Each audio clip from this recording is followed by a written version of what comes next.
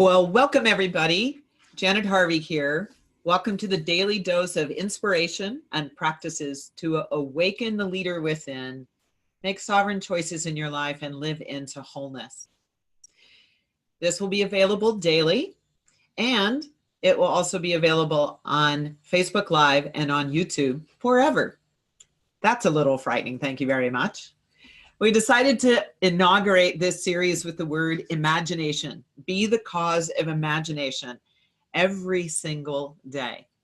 Some of you might know this greeting card. However, the man, Isaac Webb, there is currently a gentleman who is a journalist by that name, but a long lineage with this name that goes back to shipbuilding in the 1700s. And that's really the inspiration for a quote that I have hanging in my office every day. I'm going to show it here mostly so that you can see the face of the baby. But here's the line that's on this card. At least once a day, let your imagination get in the way.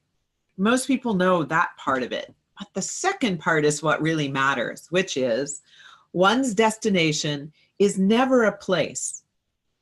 It's a new way of looking at things.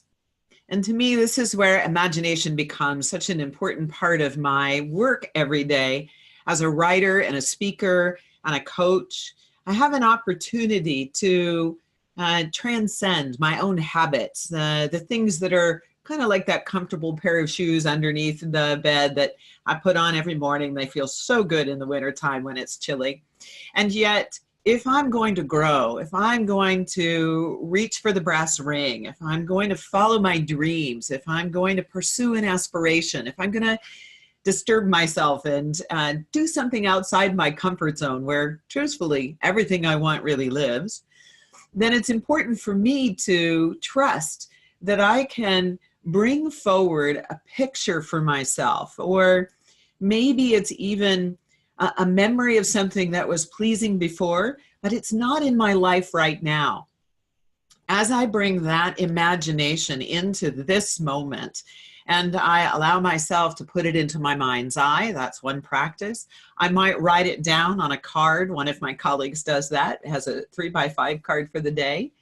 Some of you might want to imagine a photograph that captures the spirit of something that you are longing to have be more present in your life. These are all possibilities for imagination to show up. And truthfully, it's not something you have to be driven or structured or manage imagination during the day. It's more about setting an attitude or a mood. One of my favorite grandfathers of the coaching profession, Fernando Flores, often talks about the definition of coaching really being an orchestrator of mood and an ambassador of hope. And the reason is that coaching opens the possibilities in our thinking and feeling and sensing and intuiting. All of these go into exercising imagination every day. If we're going to be the cause of life on purpose, then we need to go to the imagination gym in order that it becomes easy and a flow.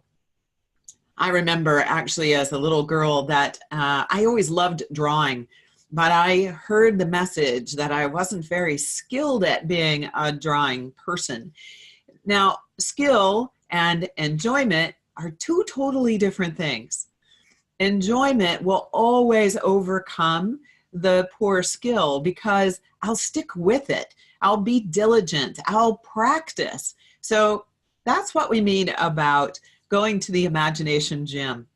If you allow yourself at least once a day to connect to something that reminds you that you could imagine when you were young and you can imagine for a lifetime, and allow that to infuse a mood of possibility, you will always be an ambassador of hope, if for no one else than yourself.